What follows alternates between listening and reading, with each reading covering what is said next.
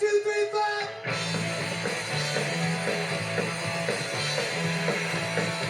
Welcome everyone to Ludlow, California, out in the Mojave Desert on Route 66. So we got a story for you today. I appreciate you checking out Discover This. This is quite a story, and it begins now. In the early 1960s, the Atomic Energy Commission not only was involved in weapons development, but they also had a mandate to find peaceful uses for atomic power.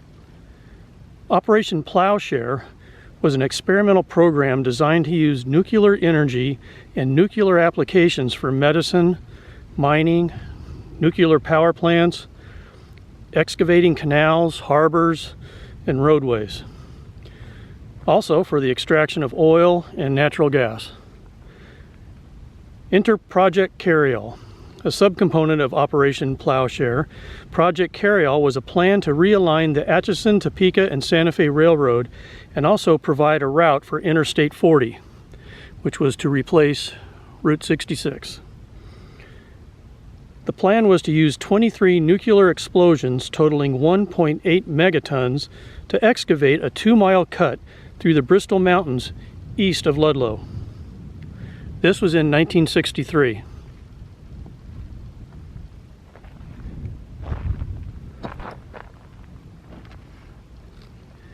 As part of Project Carryall, numerous tests and feasibility studies were conducted.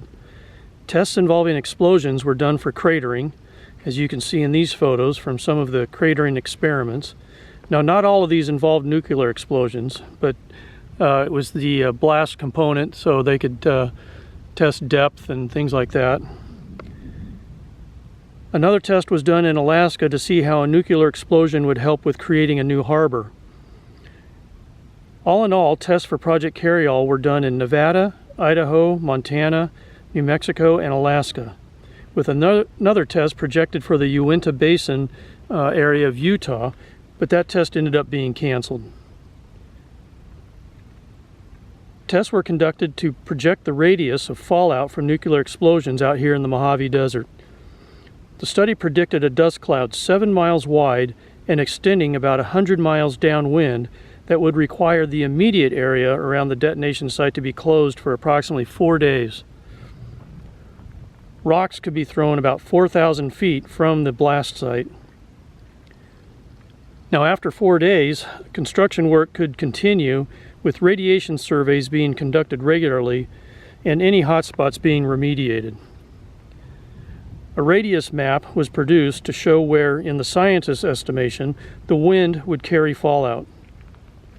Now, this map shows how the fallout would spread from basically between Barstow on the west and Needles on the east. As the fallout would spread, it would lessen in intensity. Well, so they say anyway. Now, this other map would show a more estimated route of the fallout based on normal wind patterns for this area of the Mojave. Per this map, the fallout would blow away from Ludlow and miss Amboy. The big concern was for the natural gas pipeline that runs through the area, and for that, tests would be done on the pipeline prior to the blasts. And you can see the railroad tracks off in the distance. There's a abandoned boxcar, cattle car. But you can see the natural gas pipeline goes right through here. So just a little bit south of where the explosions were supposed to occur, right over in there.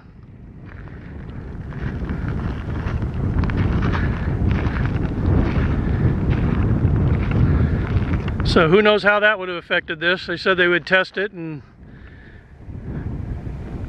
who knows. Financial calculations were also done to compare the cost of using nuclear explosions compared to conventional excavation. As you can see here, the study found that using conventional construction would cost about $2.8 million, and the cost of using Project Carryall's nuclear construction would be about $13.8 million. Now, this is in 1963 money. Now, that $13.8 million for the nuclear proposal does not include the cost of the nuclear explosives from the U.S. government. Now, all the calculations and experiments were produced in a report in late 1963. This report right here. You can find it online if you want to look and read it for yourself. Planning started in 1964. Proposing site preparation started in 1965, and detonations were supposed to start in 1966. Well, in 1966, the nuclear proposal was abandoned for the highway construction part, the Interstate 40 portion, due to the fact that the highway project was moving faster than the nuclear testing was being done at the Nevada test site.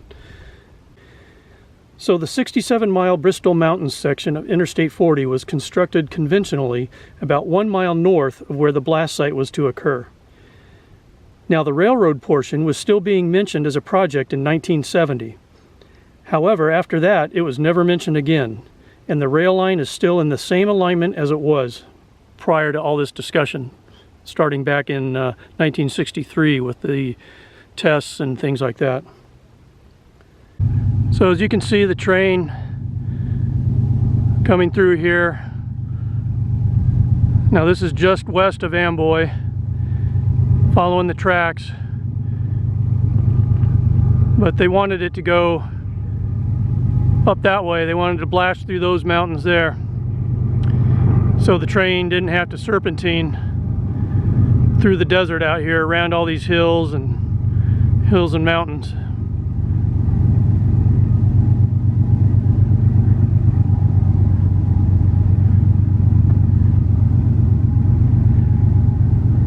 But it's a major train thoroughfare from LA heading east.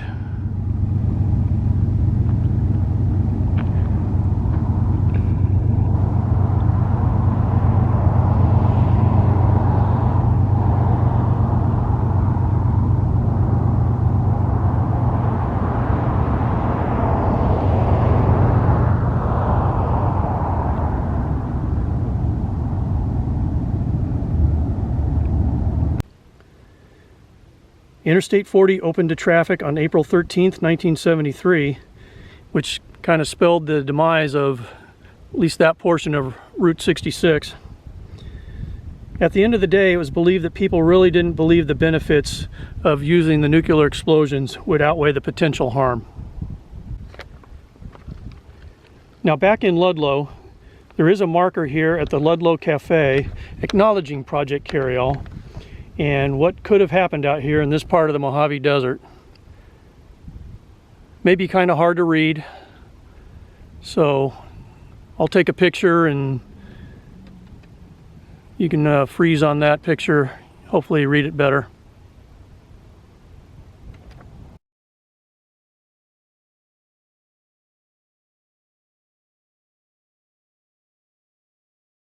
Well, ladies and gentlemen, that's the story of Project Carryall and what was going to maybe happen out here in this part of the Mojave Desert.